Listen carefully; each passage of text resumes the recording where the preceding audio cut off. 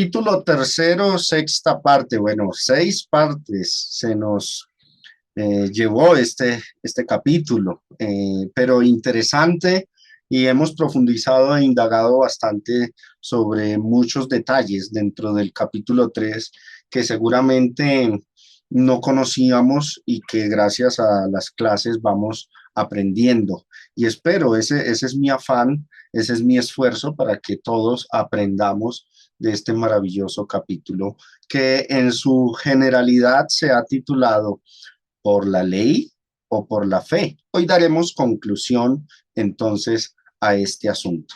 Quiero que recordemos que en nuestra anterior lección dimos respuesta a la pregunta que los cristianos de Galacia en su momento, en su época, podrían hacerse a raíz de haber comprendido que la ley de Moisés no era el camino de justificación que Dios había trazado una vez apareciera el Mesías prometido y profetizado. Entonces, la pregunta era, ¿para qué sirve la ley? A esto respondió Pablo que la ley fue añadida a causa de las transgresiones. Lo vimos en la anterior lección. Y vimos que el significado de esa enigmática frase, a causa de las transgresiones, era que la ley fue dada para mostrar a los hombres que vivieron bajo ella lo necesitados que estaban de la gracia de Dios. La ley exponía sus pecados. La ley fue dada para mostrarle a los hombres los pecados y a la vez, a través de esa exposición del pecado, generar conciencia de que necesitaban un Salvador. Y así iban a anhelar el cumplimiento de la promesa que se le hizo a Abraham, que a propósito, en la misma ley que les generaba esa conciencia, en la misma ley que les acusaba de pecados, ahí se anunciaba la promesa en el libro del Génesis. Entonces, hoy abordaremos los últimos versículos del capítulo 3 de Gálatas. Y con este cierre, el apóstol Pablo, y recuerden que cuando digo apóstol Pablo, me refiero al Espíritu Santo que lo inspiró. El apóstol va a dar la conclusión final a nuestro tema examinado, el propósito de la ley. Vamos a abordar los versículos 23 al 29. Dice, pero antes que viniese la fe estábamos confinados bajo la ley, encerrados para aquella fe que iba a ser revelada. De manera que la ley ha sido nuestro ayo para llevarnos a Cristo, a fin de que fuésemos justificados por la fe. Pero venida la fe ya no estamos bajo ayo, pues todos sois hijos de Dios por la fe en Cristo Jesús. Analicemos esta porción, verso 23, antes que viniese la fe. Estábamos confinados bajo la ley, encerrados para aquella fe que iba a ser revelada. Obviamente, tenemos que entender, hermanos, que cuando utiliza ese plural Pablo, estábamos encerrados, habla mayormente de los que fueron sujetos a esa ley, a los judíos. En algunas porciones de la Biblia hace estas aclaraciones el apóstol Pablo cuando dice, hablo con los que conocen la ley. Entonces tengamos en cuenta que nosotros que venimos siendo los gentiles, no estábamos confinados bajo la ley. Nosotros éramos ajenos a esa ley. Se refiere entonces mayormente es a los judíos que vivieron bajo la ley. Ahora, miremos esa frase resaltada en amarillo, antes que viniese la ley. ¿Qué quiso decir Pablo con la frase antes que viniese la fe, perdón? Antes que viniese la fe. ¿Qué significa eso? Existe un gran dilema con esta declaración y muchos expositores, aún dentro de la hermandad, no se han puesto de acuerdo al respecto al dar su interpretación. Algunos, para interpretar esta expresión, la fe, retroceden a los capítulos 1 y 2 de Gálatas, donde se muestra que el término la fe es sinónima del evangelio. Y este detalle, mis hermanos, yo lo mencioné en las primeras lecciones que tuvimos. Allí pudimos notar que hay pasajes donde la expresión la fe se usa intercambiablemente como sinónimo del evangelio. Así que esto quedó claro en lecciones anteriores, pero quiero que volvamos aquí, porque es que algunos cuando leen esta frase, antes que viniese la fe, cuando hablan de la fe, la interpretan como el evangelio, por eso, este análisis que se da gracias a los capítulos 1 y 2 de Gálatas. En Gálatas 1:23 dice, solamente oían decir, aquel que en otro tiempo nos perseguía, ahora predica la fe que en otro tiempo asolaba. Luego, en Gálatas 2:2 leemos, expuse en privado a los que tenían cierta reputación el evangelio que predico entre los gentiles. Ustedes pueden notar que en el verso 23 dice Pablo predica la fe, pero en Gálatas 2:2 dice que predica el evangelio. Entonces algunos dicen la fe y el evangelio son lo mismo, pero bueno, ahí hay validez y lo analizamos en nuestras lecciones anteriores.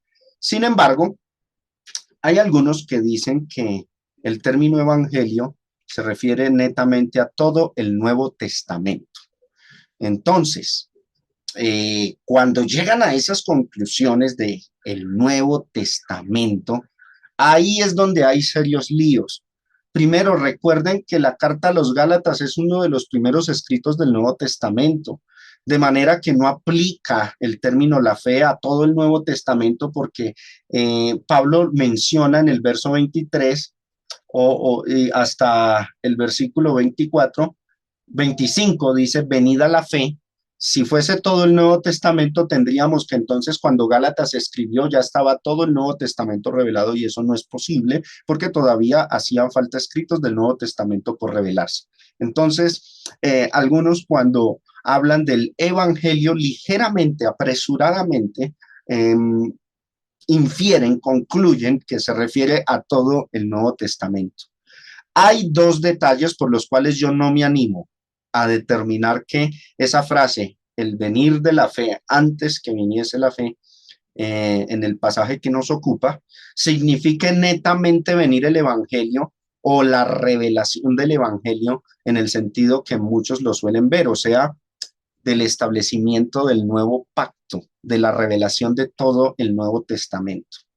Primero, ¿y por qué? ¿Por qué? Doy dos razones, dos detalles por los que John Germán Centeno, este expositor que les habla, no se anima a concluir que aquí la fe se refiere a todo el Nuevo Testamento. Y el primero es porque no siempre, mis hermanos, en todos los pasajes, la expresión la fe es sinónima de evangelio, ni en todos los pasajes de la Biblia el término evangelio se refiere a todo el Nuevo Testamento. Este es un error de apresuración por parte de muchos expositores, lectores y estudiantes. Muchas veces estas frases tienen significados variados y eso lo determina, mis hermanos, es el contexto en el que se encuentre la expresión. Por ejemplo, para los que dicen que la fe significa netamente el Evangelio y que es todo el Nuevo Testamento, van a tener que lidiar con Hebreos capítulo 1, verso 11, donde claramente la fe no es el Evangelio, sino la fe subjetiva, la creencia de cada persona. Es pues la fe, la certeza de lo que se espera, la convicción de lo que no se ve.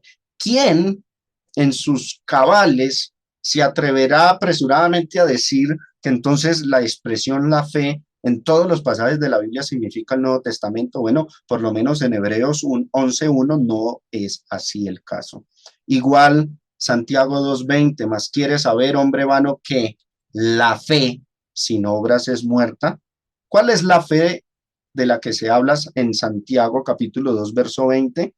Nuevamente se refiere a la fe subjetiva, interna de la persona, no al evangelio. ¿Cómo lo sabemos? El contexto, hermanos, es lo que lo determina. Ustedes retroceden a los versículos 18 y 19 y leemos, pero alguno dirá, tú tienes fe. Noten que esta fe es la que tiene el individuo, la fe subjetiva. Tú tienes fe. y yo tengo obras. Muéstrame, no dice la fe con el artículo definido, sino tu fe, o sea, la fe subjetiva, sin tus obras, y yo te mostraré, y dice el escritor Jacobo o Santiago, mi fe, la subjetiva, por mis obras, y luego hace un paralelo con los demonios. Tú crees, hace el intercambio de palabras, mostrando que la fe de la que se habla en Santiago 2:20 es la fe subjetiva. Tú crees que Dios es uno, bien haces. También los demonios creen y tiemblan. Así que mis hermanos, cuando hacemos esas comparaciones entre Gálatas 1:23 y Gálatas 2:2, y vemos que a veces la expresión la fe significa el evangelio y que a veces el término el evangelio significa todo el Nuevo Testamento, no podemos entonces apresurarnos, ir a la ligera con todos los textos que hablen de la fe y del evangelio y llegar a esas conclusiones de que la fe es el evangelio. Gálatas 3:23 a su izquierda, resaltado en amarillo, no es el caso donde la fe se hable o se refiera a todo el compendio del Evangelio. Por ejemplo, en Romanos capítulo 4, verso 14, allí la fe no se refiere ni al Evangelio ni tampoco a la fe subjetiva. Noten esto, hay una variación ahí. Dice, porque si los que son de la ley son los herederos, van a resulta que la fe y anulada la promesa. Y algunos dicen, la fe aquí es la fe subjetiva.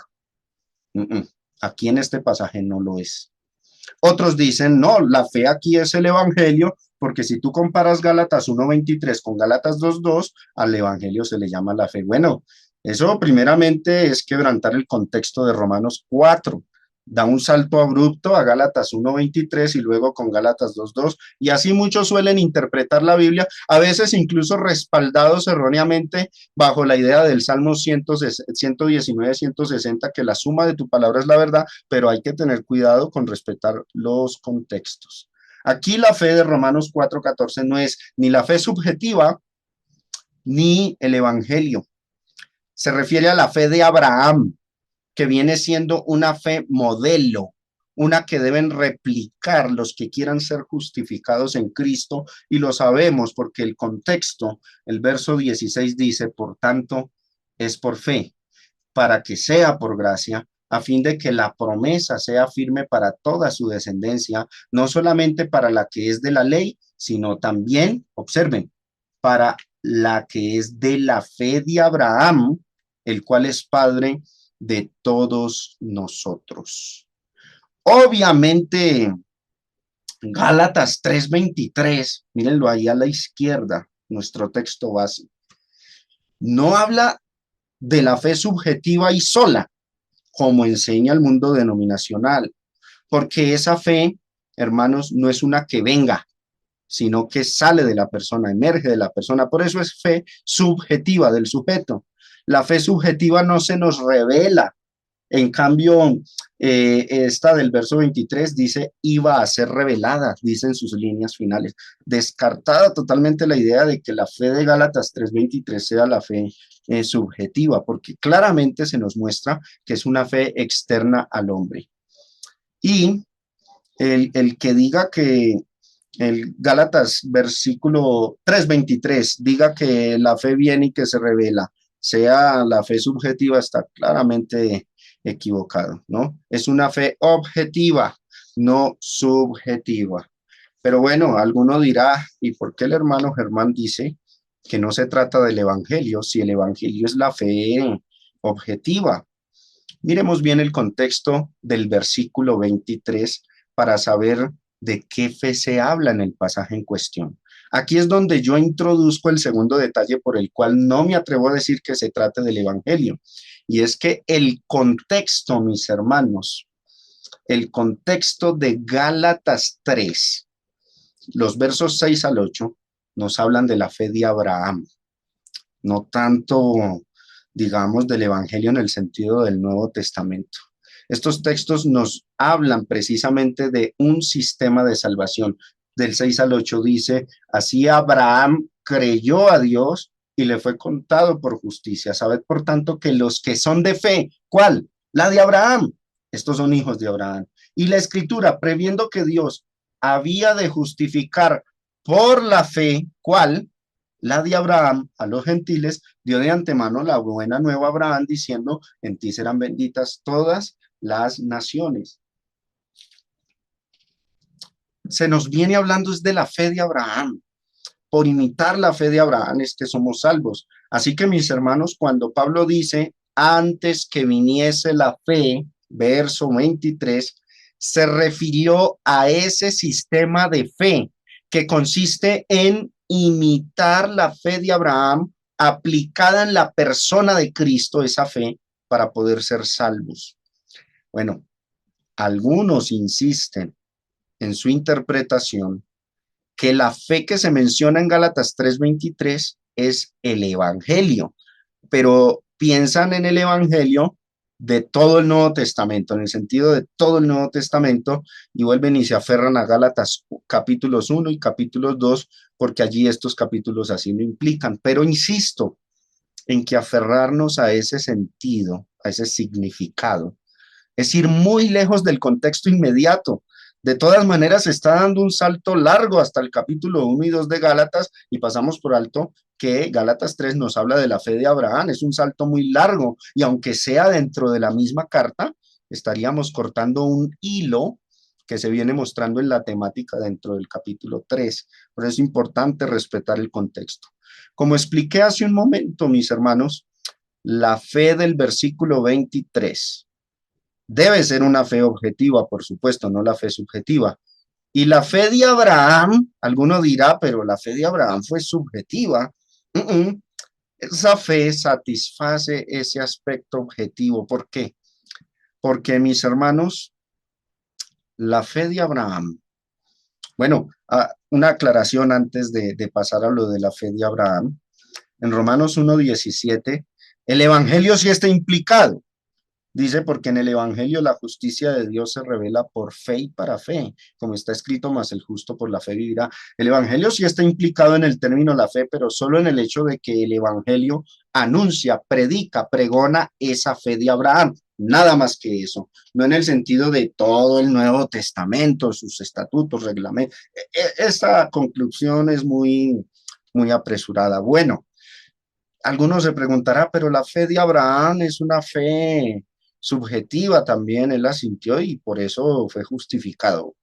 Entonces, Gálatas 3:23 dice, antes que viniese. Es una fe que viene, una fe que va a ser revelada, claramente es objetiva. Y por eso algunos dicen, no, tiene que ser el Evangelio porque el Evangelio es objetivo. En cambio, la fe de Abraham es fe subjetiva.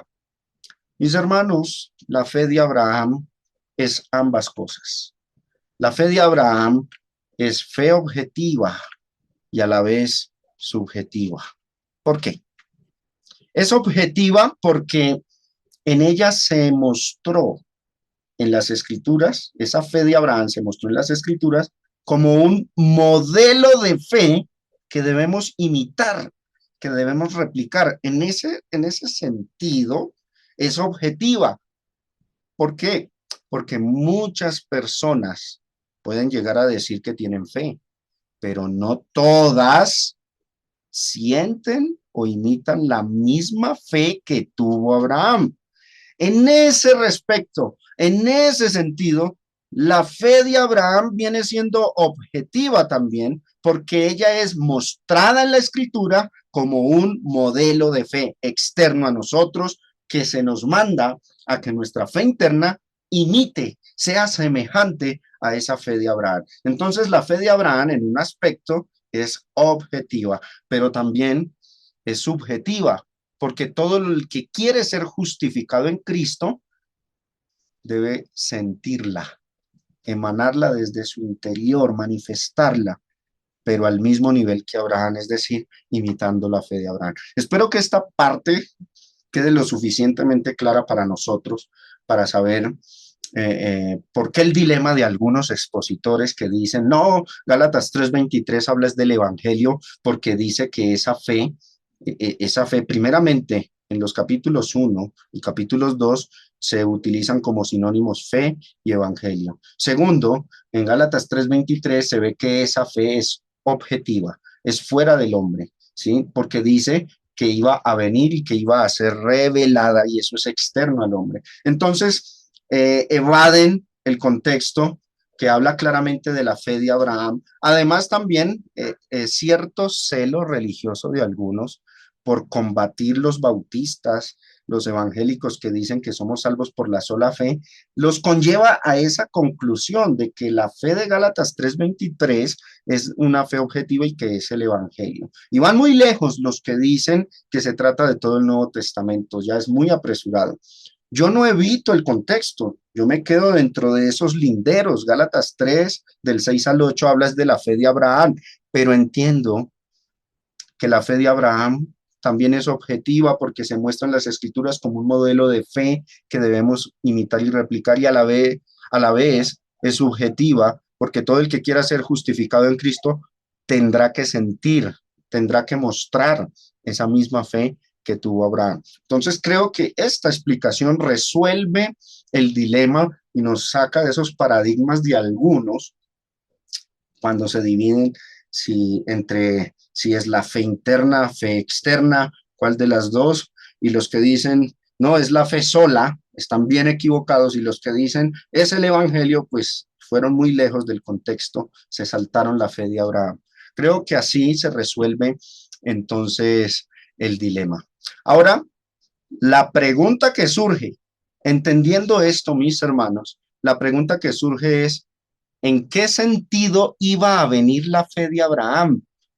Porque el versículo 23 implica que esa fe era una que vendría y se revelaría. Es decir, antes de Cristo no estaba, y alguno dirá, pero la fe de Abraham se manifestó 430 años antes de la ley, entonces no puede decirse de ella que va a venir, porque ya 430 años antes de la ley había venido o se había manifestado. ¿En qué sentido? ¿Cómo es que vendrá esa fe?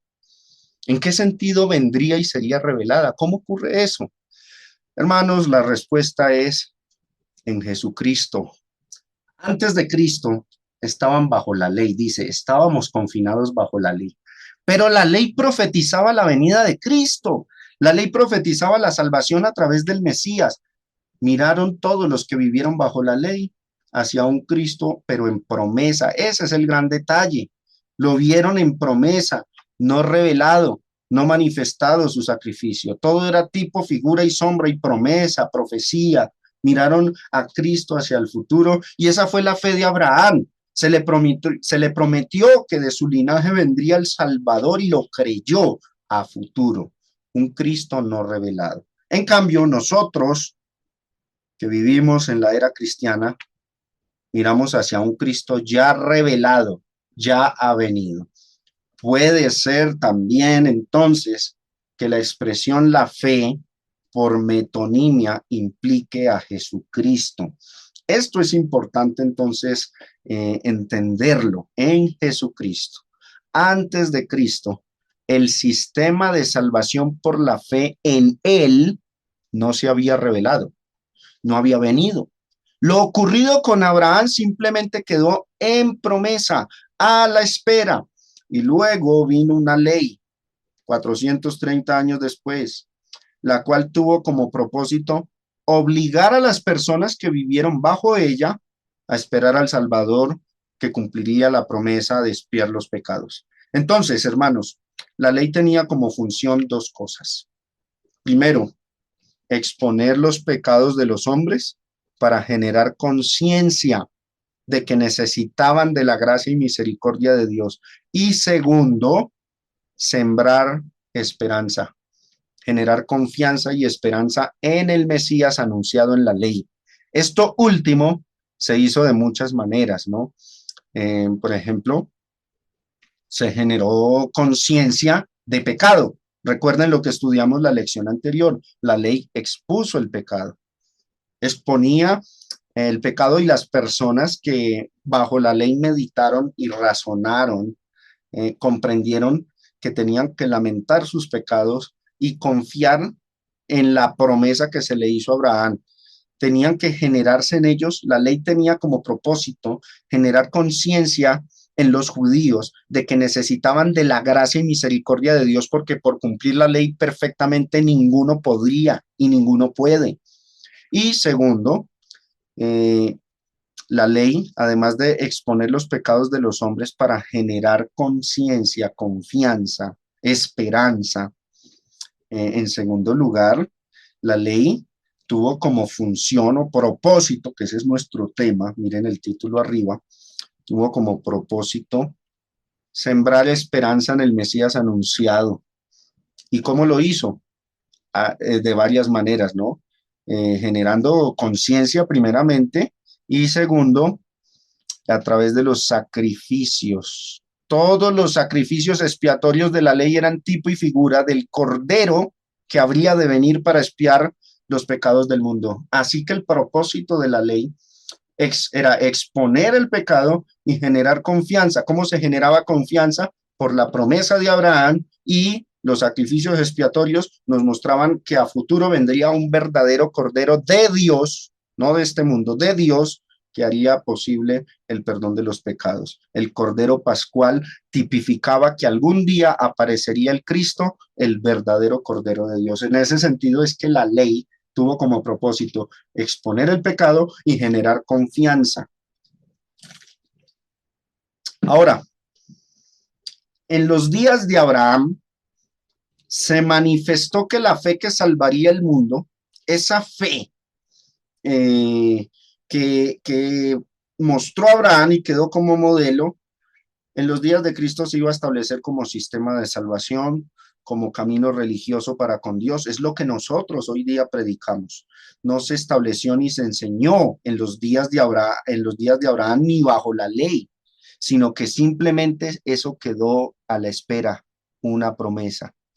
Con la venida de Cristo, mis hermanos, y en particular con su muerte y su resurrección, el sistema antiguo, al venir Cristo, el de caminar bajo los rituales de la ley, llegó a su fin, quedó abrogado, quedó abolido.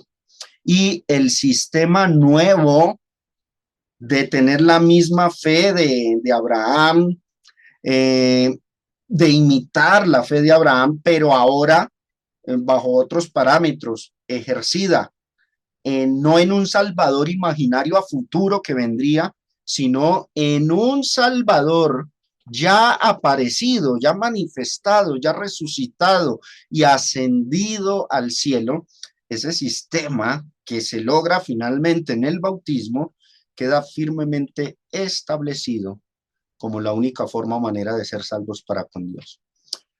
El mundo gentil, por otro lado, aparte de los judíos, el mundo gentil estaba sin esas cosas que la ley hacía, exponiéndoles el pecado y generándoles confianza. No, el mundo gentil estaba sin esperanza de ninguna de estas cosas. A ellos no se les mostró la promesa de un Salvador, así como se le mostró a los judíos a través de la ley. Dice Efesios 2, del 11 al 12, por tanto, acordaos de que en otro tiempo vosotros los gentiles, en cuanto a la carne, erais llamados incircuncisión por la llamada circuncisión hecha con mano en la carne.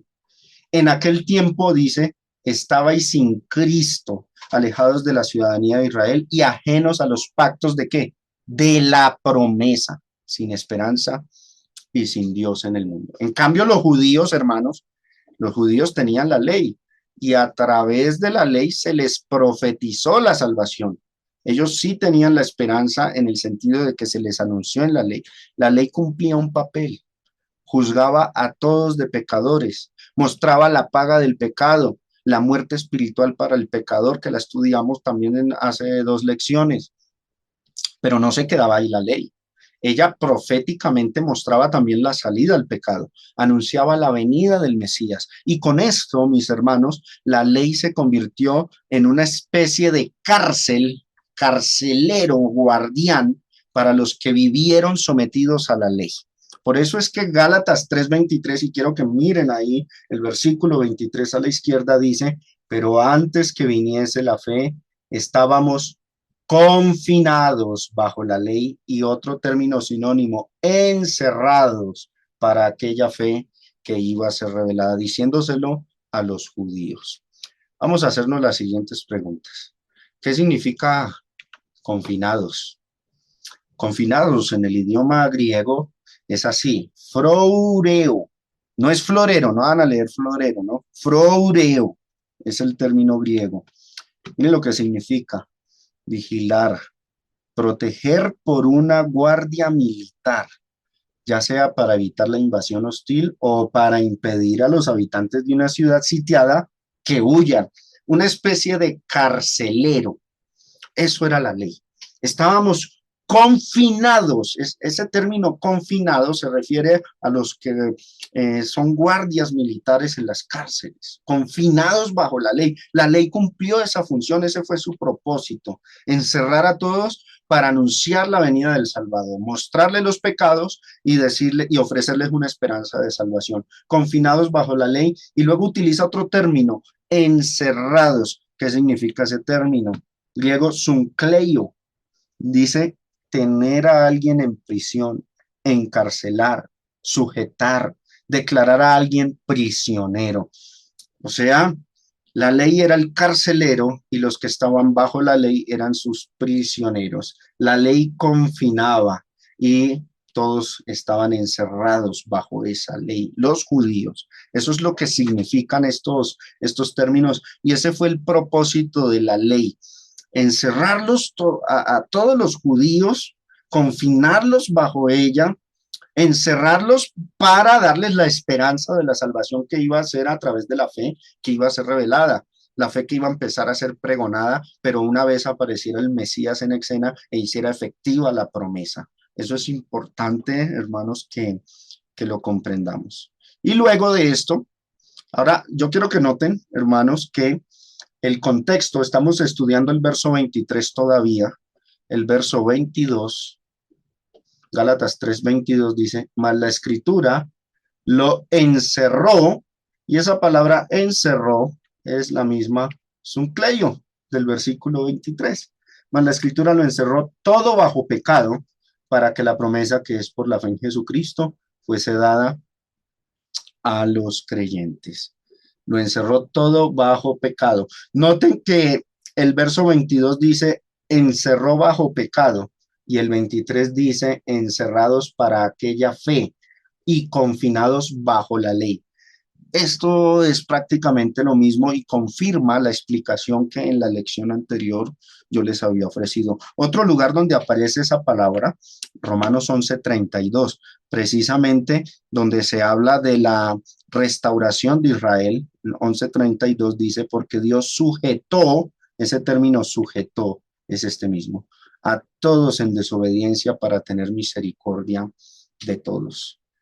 Pablo, después de esto, explica que la ley, aparte de ser un carcelero y a la vez cárcel, sirvió como ayo para llevarnos a Cristo, dice el verso 24, de manera que la ley ha sido nuestro ayo para llevarnos a Cristo, a fin de que fuésemos justificados por la fe.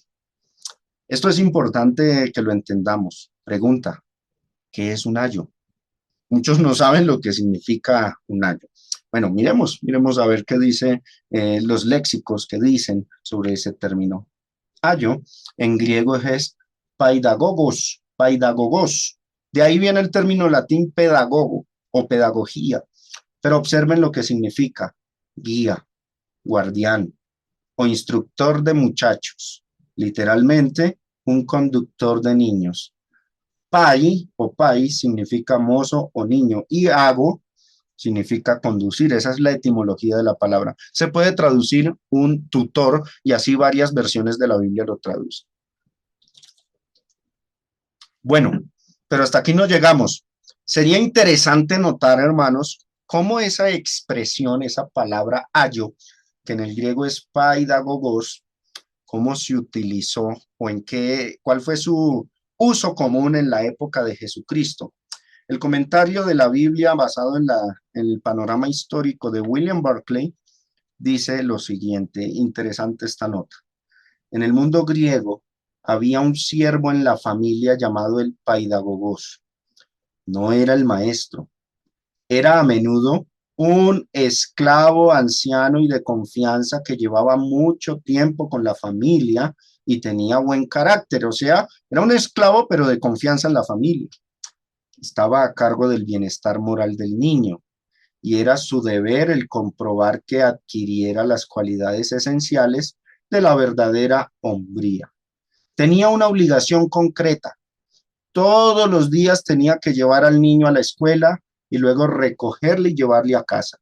No intervenía de hecho en la enseñanza del niño, pero su deber era llevarle a salvo a la escuela y dejarle allí bajo la responsabilidad del maestro. Eso, decía Pablo, se parecía a la función de la ley. Estaba para conducir a la persona a Cristo. Así fue que Pablo en su época utilizó el término ayo bajo esta connotación o bajo este marco cultural en el tiempo de Pablo y de los apóstoles. Un esclavo que se encargaba de cuidar al hijo del amo de la casa y de llevarlo a la escuela para que allá en la escuela aprendiera de la vida. Asimismo, la ley era esa clase de pedagogo, de instructor que estaba llevando a los judíos hacia Jesucristo. Entonces, mis hermanos, la ley, ¿cuál fue su propósito? La ley fue un instructor, nada más que eso.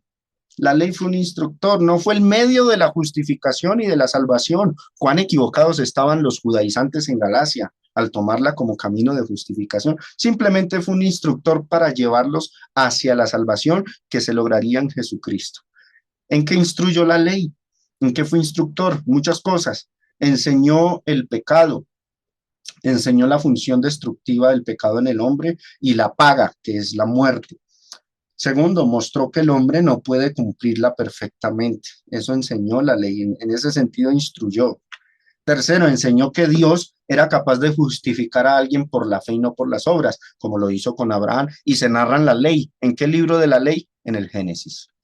También la ley profetizó que algún día aparecería un Salvador que efectuaría la promesa. Y todos los rituales expiatorios de la ley, todos eran un modelo del sacrificio de Cristo. En ese sentido, la ley fue un ayo, un instructor. Y los judíos no lo notaron, los judaizantes no notaron eso. Y el problema de los judaizantes de los tiempos de Pablo era que el Mesías ya había aparecido, que ya la promesa se había cumplido y por lo tanto la ley dejaba de ser necesaria. Ya no era necesario el pedagogo, el ayo. El camino de la justificación por la gracia y por la fe de Abraham ya se había mostrado, ya se había revelado, había llegado. La simiente prometida ya había cumplido todo y por lo tanto la ley, habiendo cumplido su propósito, ya no era necesaria y eso es lo que concluye del verso 25. Pero venida la fe, ya no estamos bajo ayo, ya no estamos bajo esa guía, ese tutor, en ese sentido que se entendió en el primer siglo. No era necesario ya. Ese tutor llevaba al niño a la escuela hasta que el niño saliera de la escuela, fuera hombre maduro. Pues venido Cristo ya era la madurez del pueblo judío. Ya el pueblo judío había llegado a su madurez, ya no era necesario seguir bajo ese tutor. Venida la fe, ya no estamos bajo ayo. Ese es el pensamiento paulino, el pensamiento apostólico de los tiempos de Cristo sobre estos textos, sobre estas líneas. Tal vez hoy le hemos dado otras connotaciones, pero importante es volver al sentido original con que se usó o se expresó estos pasajes en su tiempo. Verso 26, pues todos sois hijos de Dios por la fe en Cristo Jesús. Ya vamos a culminar. Este verso 26, hermanos, es la conclusión que Pablo expuso a los Gálatas para que se muestre cómo se llega a ser hijos de Dios, para estar en comunión con Él, para ser justificados delante de Él. Bastaba imitar la fe de Abraham. Eso es lo que dice todo el contexto. Si pudiésemos resumir cómo llegamos a ser hijos de Dios por la fe en Cristo Jesús, verso 26, el contexto nos dice la fe de Abraham. La fe de Abraham es suficiente, ejercida en Cristo, ejercida de la misma forma en que Abraham tuvo fe, la misma, replicarla, repetirla. Cada persona en el mundo tiene que repetir esa fe en Cristo y con eso todos son hijos de Dios por la fe de Abraham, pero puesta en Cristo Jesús.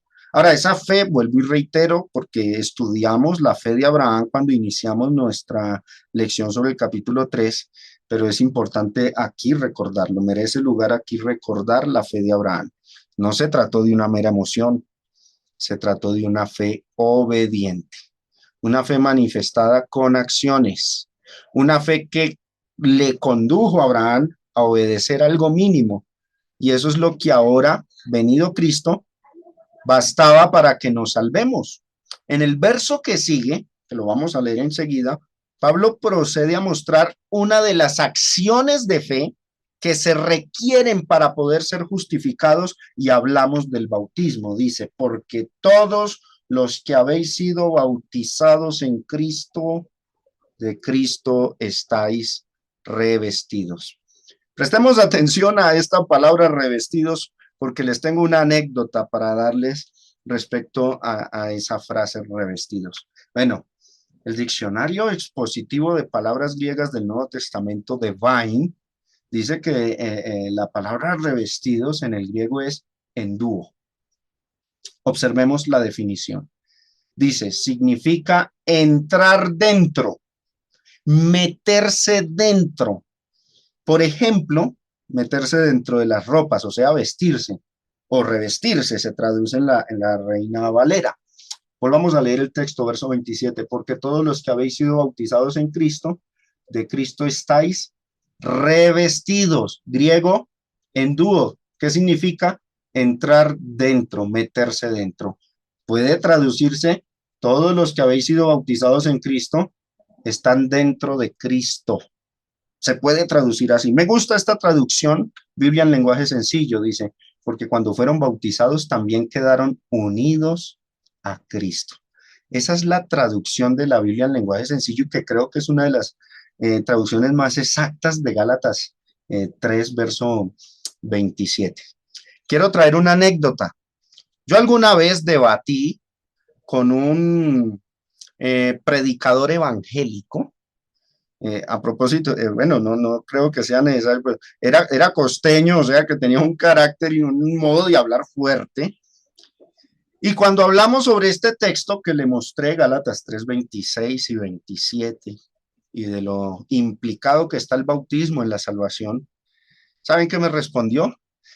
Él usó su imaginación, su sentido propio y interpretó el término revestidos diciéndome lo siguiente, mira, Germán, me dijo, cuando uno cree en el Señor y hace la oración del pecador, la oración de fe, se viste de Cristo y es salvo. Pero luego cuando uno hace el curso prebautismal y se bautiza, se reviste. Para él el revestir era volver, era como llenarse de más ropa, ¿no? Entonces decía, y cuando uno hace el curso prebautismal, se reviste de Cristo si se bautiza. Y añadió, y si luego recibe la unción del Espíritu Santo y habla en lenguas, se recontraviste de Cristo. ¿Cuán equivocado estaba este hombre por utilizar esas terminologías a su manera, a su modo? Términos revestidos, griego enduo, significa entrar dentro, meterse dentro, unirse a Cristo. Y así traduce esta versión de la Biblia en lenguaje sencillo. Quedaron unidos a Cristo. Dice luego el verso 28. Ya no hay judío ni griego, no hay esclavo ni libre, no hay varón ni mujer, porque todos vosotros sois uno en Cristo Jesús. Y si vosotros sois de Cristo, ciertamente linaje de Abraham sois y herederos según la promesa. Ya no hay judío ni griego. Esta declaración, hermanos, se hace en virtud de lo exigido por los judaizantes. ¿Qué exigían ellos? El rito de la circuncisión se impartía en aquella época sobre un gentil para nacionalizarlo en Israel y de paso con esto se creía que el gentil se salvaba, porque así decían ellos, si no os circuncidáis conforme al rito de Moisés no podréis ser salvos. Pablo entonces lo que hace aquí es refutar esos judaizantes que en Galacia exigían la circuncisión, diciéndoles que no importa la nacionalidad, no importa que seas esclavo libre, no importa que seas judío o griego, no hay varón ni mujer, no hay estas distinciones porque cualquiera que ejerza la fe de Abraham puede llegar a ser uno con Cristo, o sea, estar unido a Cristo, ser revestido de Cristo, como dice la versión Reina Valera. Y concluye el verso 29 diciendo, y si vosotros sois de Cristo, ese argumento de los judaizantes de la época es que nosotros somos los hijos de Abraham. Ven, te muestro mi genealogía. Yo vengo de la familia de la tribu de Leví y soy hijo de Abraham según la carne. Eso se acababa, porque si vosotros sois de Cristo por esta metodología, por este sistema, el de la fe de Abraham, entonces te conviertes en linaje de Abraham y heredero de la promesa. Y finaliza Pablo este capítulo enseñando que para ser del linaje de Abraham no se necesita hacerlo según la carne.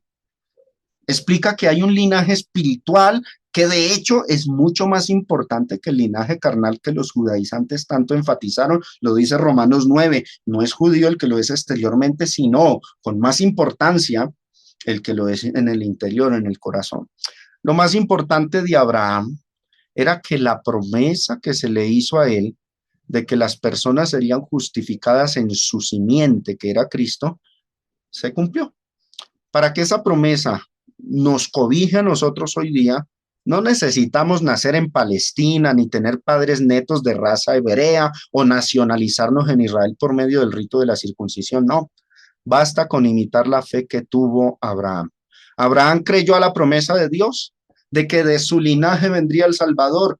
Esa confianza o fe de Abraham en la promesa fue tan fuerte que a pesar de sus 99 años hizo una acción de fe, o sea, se llegó a casar a su mujer y tuvo a su hijo. Esa misma fe es la que debemos ejercer en Dios para poder ser salvos. Toda persona hoy día debe tener esa fe si quiere ser salva. Esa fe comienza cuando reconocemos que somos pecadores, que no podemos cumplir la ley de Dios a la perfección, pero luego de ese reconocimiento, la ejercemos confiando en el sacrificio que hizo Cristo en la cruz.